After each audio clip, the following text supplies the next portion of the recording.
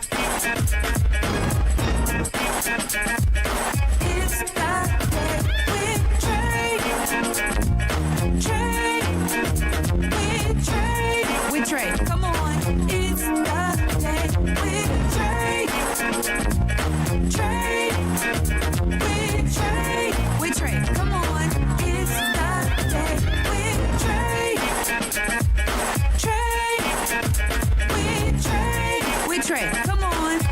the day with Trae. Pump it up, pump it up. Trae, come on, come on. With Trae. Pump it up, pump it up.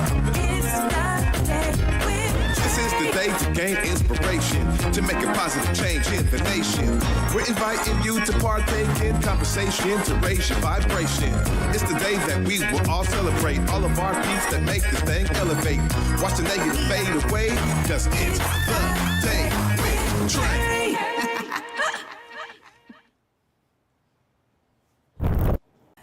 Grand Rising, everyone. Welcome to the Day with Trae. I'm your host, Trae Holiday. I want to welcome you to a thankful Trauma Actual Thursday. We're going to be talking about trauma. We got some phenomenal guests in the building today.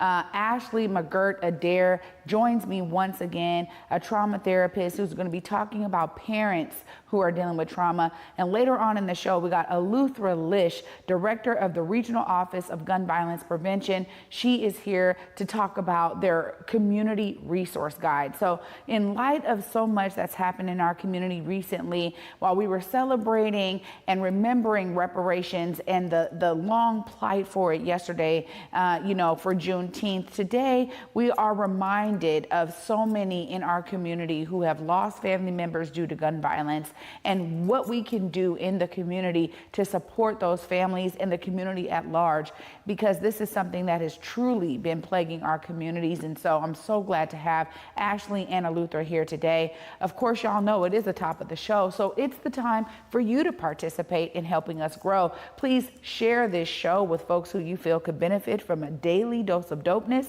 right here on The Day with Trae. And if you can't watch our TV show, we still have you covered. You can listen to us anywhere you find your favorite podcast. Just search Converge Media Network and The Day with Trae.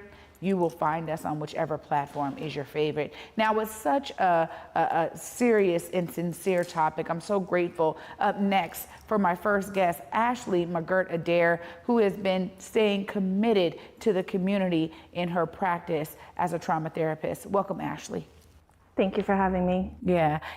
This is something you and I started in some of the very first episodes of the Morning Update show, connecting and finding the ways that therapy really helps with so much that community is dealing with. When we think about what we're experiencing, and we just keep having this conversation, Ashley, what are some of those things that you find as, continued resources for community members and parents dealing with this trauma?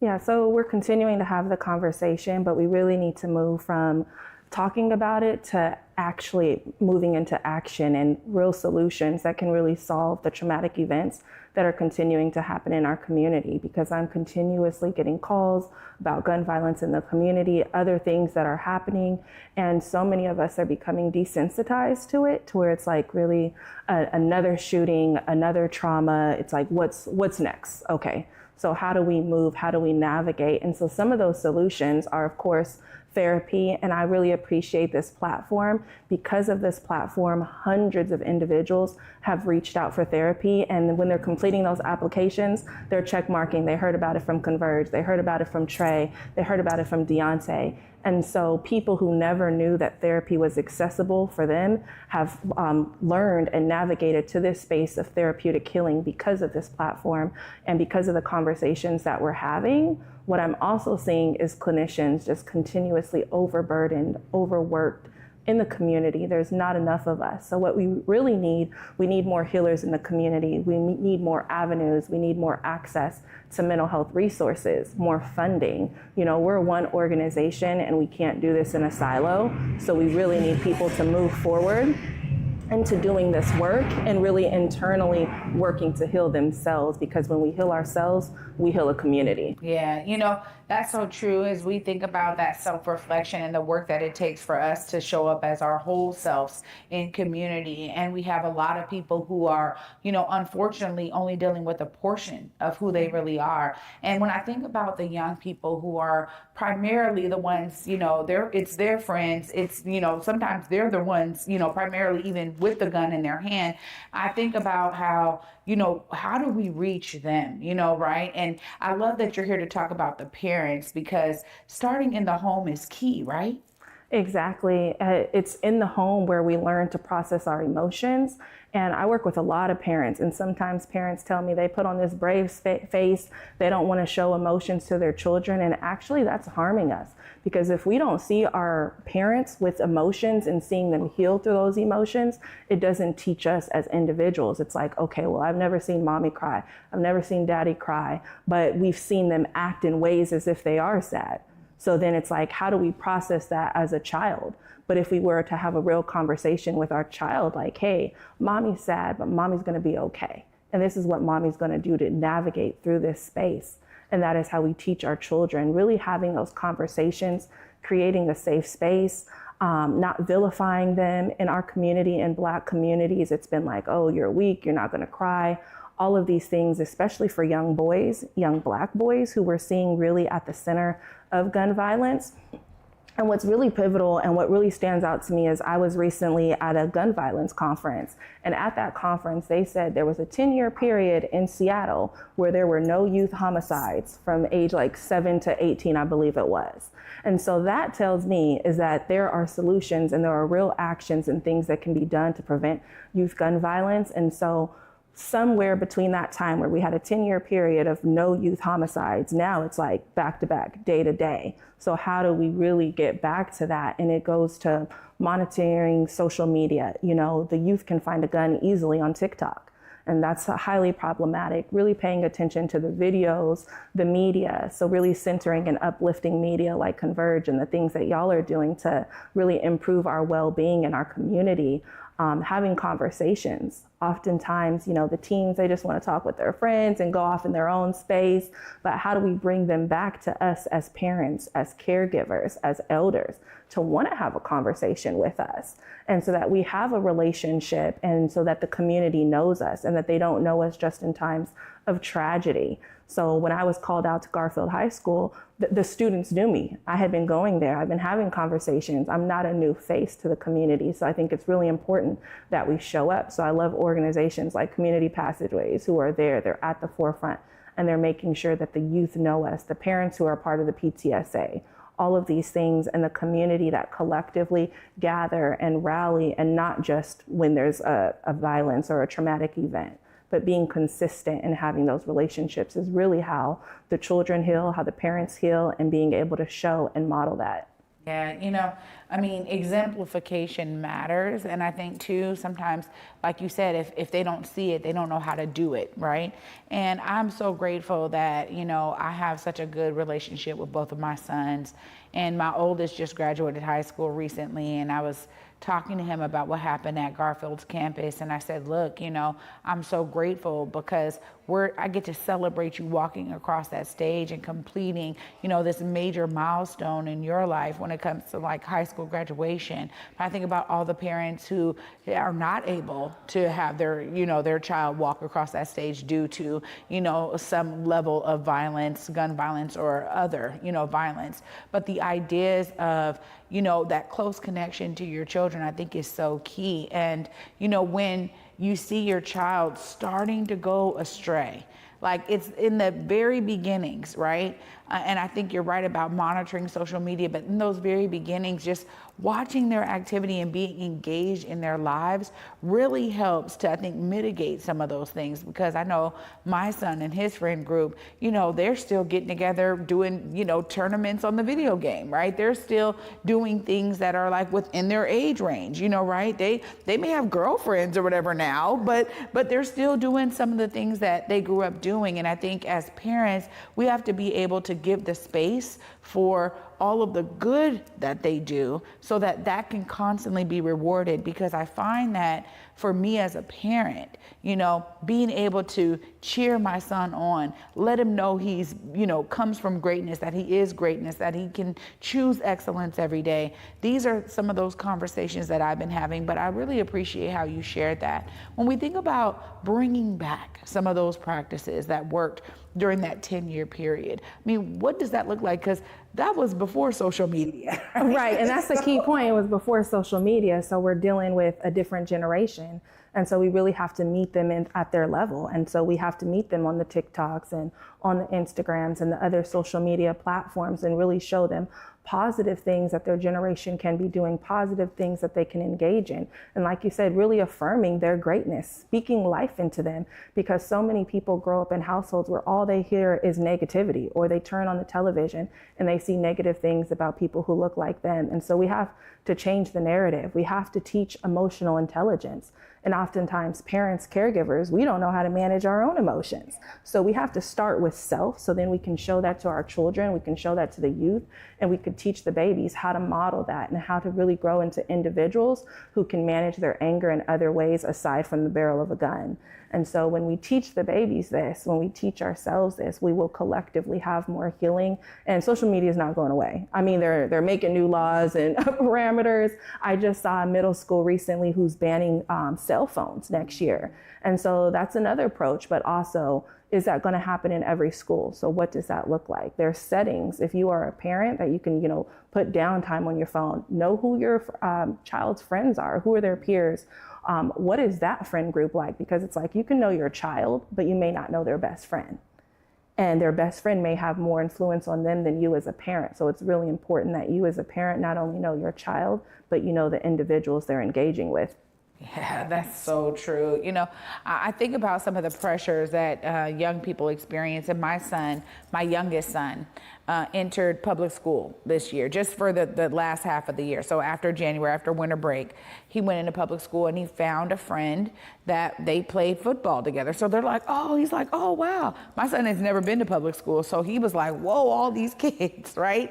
And yeah, and he found someone and he's like, oh, I remember you. And so they were playing and started, you know, building their friendship. But the friend who was always there with his other friend was like, man, you know, this guy coming in here now, you taking all my homies' time. Like, you know, I wasn't there playing football with y'all. Like, I don't know who you are, and I'm not sure I like you, right? And my son, just watching how my son navigated it because of some of the things that are not only my influence, but that second layer of the circle of influence that he has in terms of what he was watching, what he was taking in terms of media.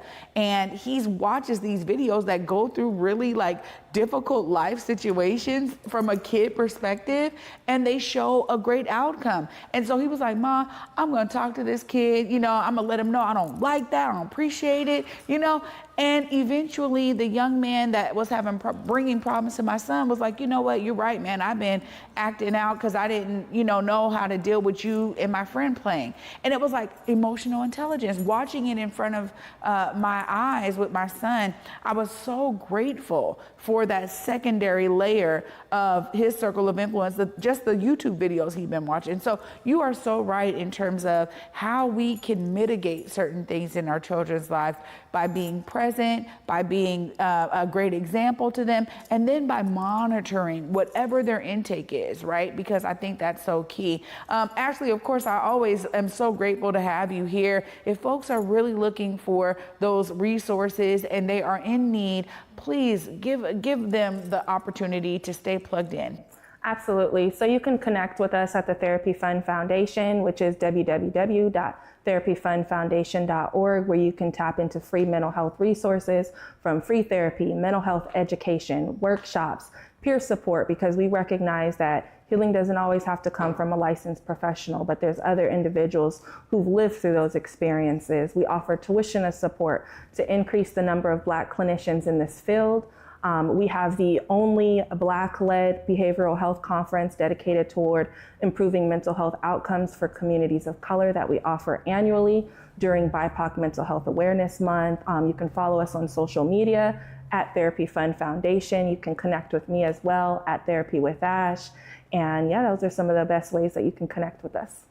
Thank you so much for the great, vital work you're doing in our community. Appreciate you always. Absolutely. Thanks for having me. Yeah. You know what? It's always a pleasure to have Ashley on. And up next, we got Eleuthera Lisch. It's going to be a pleasure to talk to her about how the regional gun violence prevention team is bringing a community resource guide to our communities. Y'all definitely don't want to miss this one. Stay tuned after this short break. You're watching The Day with Trae.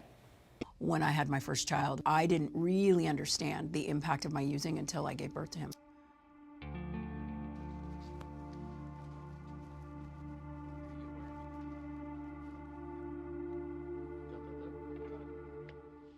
I worked in weapons department in the Navy. That's a work hard, play hard kind of place. It very much became apparent that I had a substance use disorder. Nobody asked me if I was okay. It was just medications that were thrown at me for so many years. I had some dental work done, and pain pills were introduced. It flipped a switch that I didn't see or know or understand. The first time I recovered, my dad was the person, the rock. When he died, I had a severe relapse. It was one of the darkest times in my life because I had a taste of what recovery could feel like. A lot of shame came in. And the grief about it was so huge that I would have to drink to deal with what it felt like to be in my body. I had lost the military career. I didn't have a place to stay. I was out of work. Seemingly overnight, I became a vehicle resident. And that continued to kind of escalate my use, is being afraid to ask for help. I tried multiple times to show up and be a parent to those kids, but I couldn't do the minimum. In my mind, they were safer where they were than they were with me. It does. It takes a village of support. It takes a village of resources. Getting all the things that kind of made me whole again happened because of the stabilization. There is no part of my sobriety that would be possible if it wouldn't have been with help from others. Every one of those people believed in my ability to live differently.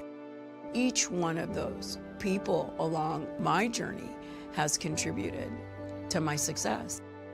Don't count us out. More people recover with support. Learn how you can help someone's recovery at supportaddictionrecovery.com.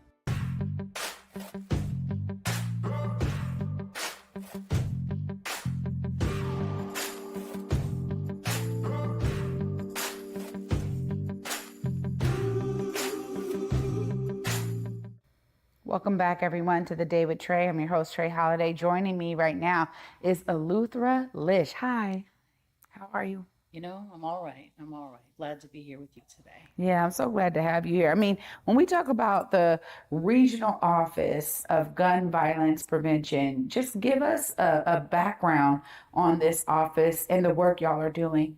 Thanks for asking. So the Regional Office of Gun Violence Prevention, unfortunately, is necessary because gun violence is a public health issue is affecting all of us. And the impacts of gentrification that have displaced folks all over the county have necessitated that the work grow beyond the great work that happens here in the city of Seattle to make sure that all the folks, wherever they are, have access to supports. And so, you know, I mentioned that gun violence is a public health issue, and treating it as a public health issue means that we've got to be there for everybody, no matter where they live, they work, they play, they learn, they hang out. And so the Regional Gun Violence Office supports a handful of community organizations that expand the work beyond the city limits of Seattle, investing some of the very same organizations that are here in Seattle, Community Passageways, the Southeast Network down in the Rainier Vista area, the Boys and Girls Club, the YMCA out in West Seattle. We're also investing in Progress Pushers, Freedom Project, and other organizations that allow us to be, like I said, throughout the region. Yeah, you know, this is something that when I realized that, you know, the opening and the creation of this regional office, I thought, what a great way to bring all of the entities in some type of collective format, because there are great organizations doing phenomenal work, and how do they have sustainability and growth in what they do, because their need is so vast, right? The need for them is so vast.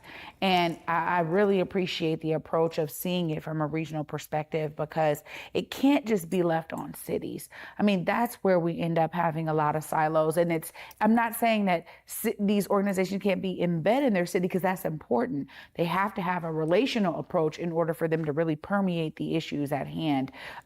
Tell us more about this resource guide now, Eleuthera, because this is something that I'm really curious about. And it sounds like what we're experiencing, it is beyond needed.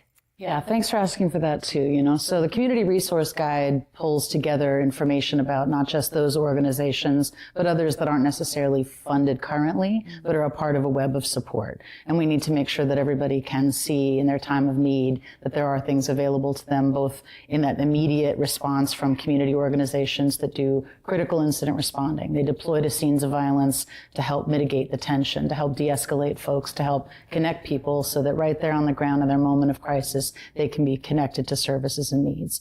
We're also supporting a hospital-based intervention, which you can learn about on the resource guide. Survivors of gun violence meet bedside with every victim and help connect them to community care. And we have folks that are doing what we call relentless engagement, really daily contact with young people who are really struggling. And they might be struggling because they are, I'm going to say this, I think it's important to note that on either side of the gun, there's a victim. If a young person feels the need to claim some kind of power on one side of the gun and another young person's life is affected by that, we have two lives that are impacted by that. So this community resource guide, recognizing that, makes sure that there are care in reentry spaces, in the juvenile detention facility, in all the spaces where our young people may be, where they need to be connected to. And I really appreciate coming right after Ashley, whose work I admire so greatly in the work of the Therapy Fund. And Ashley said, and really important to note, that there are not necessarily enough clinicians, and they're fatigued, and they're in high demand. So this resource guide illustrates that community is the key resource. If violence is a public health issue, the community is the cure. And all of us have a responsibility to resource the community to be the cure. And also the individuals, like Ashley said, that are not necessarily therapists, but are caring adults, caring individuals, frontline workers. They are part of that solution. And we want to make sure that everybody is aware of what's available to them. Well, I think this is really so key. And again, as I said, necessary in community, because if you find that you are in a family and or a parent, even more so, that's dealing with either side, right? Like you said, victim on either side. I mean, if you experience that, there's a lot that's flooding you at that point in time, and how you can find some sense of peace to get you to the next step that's necessary for your family, for your loved ones. When you think about the resources that are needed, it's important, but it's not always easy to access if you don't already know. I mean, what kind of ways are y'all making sure that families know this resource guide exists? I think that's really important to know. So right now we have a campaign on King County Metro buses that say, "Together we end gun violence." And under that umbrella of "Together we end gun violence" is the tag that I will happily share out to everybody so that folks know how to get engaged. But we're also at every community safety meeting at schools and community centers, passing things out, making sure the QR code is highly visible and speaking on it. And we will be doing a big push campaign to make sure that everybody is aware this is part of it. Being able to be here on this incredible platform to make sure that people are aware of it is just one piece of it. Yeah. This is why I'm so appreciative of, community media and Converge media in particular, because we do need more platforms like this that can elevate the resources and the supports that exist within our community. And, when I think about how else we learn about stuff like this, like before we really had a plethora of community rooted media, it was like I'm in space, right? And that's how I learn. And so if I'm one of those families that's not in space, I don't know about a lot of things. And so I appreciate the work that y'all are doing and the collaborative nature you're taking when it comes to this issue, because it is vast and we need help in a wide variety of ways. I mean, shout out to the street teams and those who are behind the scenes, and those, like you said, the relentless intervention, the relentless tactic of, being in spaces where young people are and where they are congregating in terms of their ideals around, let's form a crew and we're going to go and get these guys because they did something to our friend. I mean, my son, who's 18, told me, like, yeah, Ma, they get together in social media. Like, this whole idea of utilizing the digital space to garner the attention of someone who may be on the cusp. You know, he could have been an athlete, and then the next thing you know, it's like, oh, well, I want more bros. I'm going to go over here because there's something attractive to me there. So there's also a need for this kind of digital advocacy. Are y'all seeing that in your work, Eleuthera? We are definitely seeing that in our work. And in my dream world, we could create disruptive algorithms that anytime a young person spoke their pain or showed their pain in one way or another, we could flood them with information and resources. In the meantime, like you said, it's these people, these individuals, these caring adults, these credible messengers, folks with lived experience. I live by a motto that says we're all just walking each other home. And I believe that these folks illustrate and embody that theory, that idea that we're all just walking each other home. They're there in that moment of doubt, in that hard hour when you're contemplating something and you need somebody to interrupt what you're thinking about and push you in a different direction and uplift you. And I think that's something that I want to make sure that we're clear, especially as we go into the summer months. The summer months can be particularly hard, as we know. And one caring adult, one big brother in the community, one big sister, big auntie, uncle, friend, cousin, person, a barber, caring adults can pivot everything. And so I think we all have a responsibility. It takes each and every one of us. In government, it is our job to bend the arc of resources to community. It is our job to follow the lead of community. It is community's, I don't want to say obligation, but but really this is ancient work, and this work lives in community. And when the community is leading the work, communities thrive. And it's our job to be the people who fight for the people who fight for the people, and make sure the folks on the front lines really have everything they need to make that meaningful connection, to provide that positive and uplifting care. And speaking of uplifting, I just also want to acknowledge that, Converge and the platform that you all have created gives us an opportunity to talk about the hard pain, the truths, but it also talks about joy and liberation and freedom. And I think that counter narrative is maybe even more critical. We study the pain, but we've got to study the joy. We've got to give as much joy and life and care and freedom and speak that and exemplify that and tell those stories, because I think in the long run, that's the good medicine. Absolutely. Eleuthera, of course, if folks are trying to tap in, get this community resource guide, stay plugged in to the ways that y'all are collaboratively attacking all of this work that's necessary out there. Look right there. Let folks know how they stay tapped in.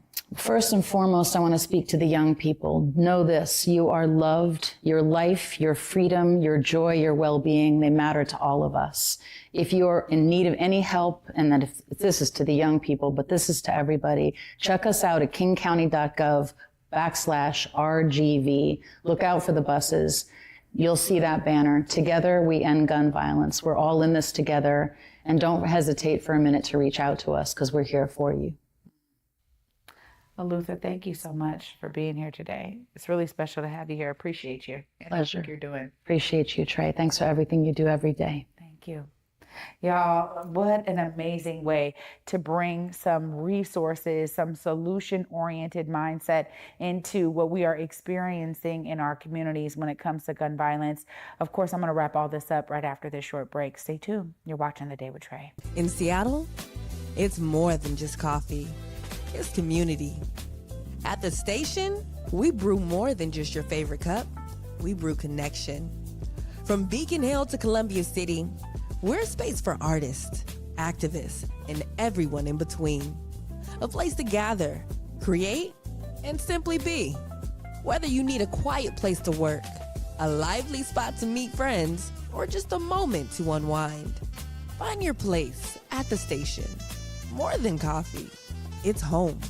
Visit us in Beacon Hill or Columbia City. The Station, where community happens. I had some dental work done, and pain pills were introduced. It flipped a switch that I didn't see or know or understand. And I tried multiple times to show up and be a parent to those kids, but I couldn't do the minimum. And the grief about it was so huge that I would have to drink to deal with what it felt like to be in my body. Each one of those people along my journey has contributed to my success. Don't count us out. More people recover with support. Learn how you can help someone's recovery at supportaddictionrecovery.com. Working with Dentalman has been totally different than working with a traditional bank. They're real, and they meet you right where you stand. I was recently funded, and that money has just changed the trajectory of what we're able to do and our output. This has been just more than just funding or a one-on-one connect. It's been an opportunity for us to really grow and connect and build roots within the community. As a small business owner, you need to put your faith into the right people, and they seem like good people to put their faith into. Well, on Fox Face Off, we tell the raw, unadulterated truth. Fox Soul Face Off. We are given the platform here with no fear. Always comes out swinging. We should be saying, hey, stop shooting and killing people. Nothing held back. They wanted black hip-hop moguls and artists to continue the feud. No punches pulled. Shut the hell up. You interrupt me all the time. Tune into the show where opinions collide. Fox Soul Face Off. New episodes weeknights at 9 or stream anytime on Fox Soul. Welcome back, everyone, to The Day with Trae. I'm your host, Trae Holiday. I want to thank you for watching and joining me today on this Thankful Thursday. I'm so grateful to my guests, Ashley McGirt-Adair and Eleuthera Lisch, both of them doing the work that is necessary in our communities to really bring solution-oriented mindset to those who are in need. And I think all of us are in need as we experience one shot, another death, another young person, as I said, on both sides, who are now in some type of loss, no matter what it is.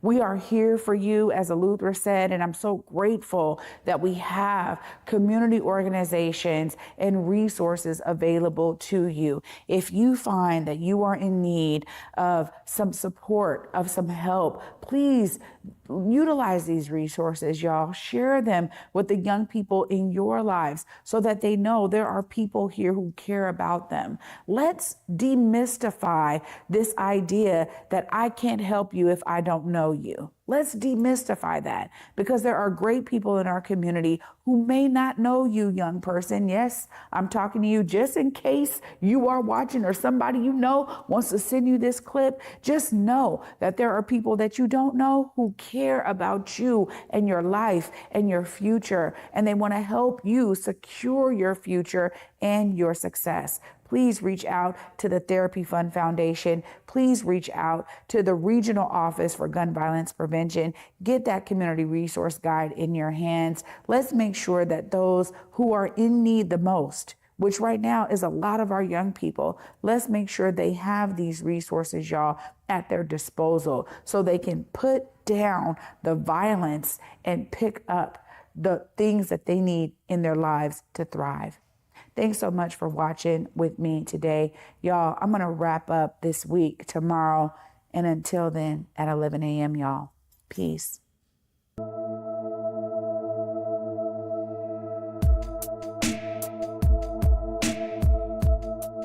Converge Media produces culturally relevant content for Black and urban audiences. Our coverage is raw, transparent, and objective, praised by community leaders, government officials, and residents. Support Converge Media today via Venmo, Cash App, or PayPal at Converge Media.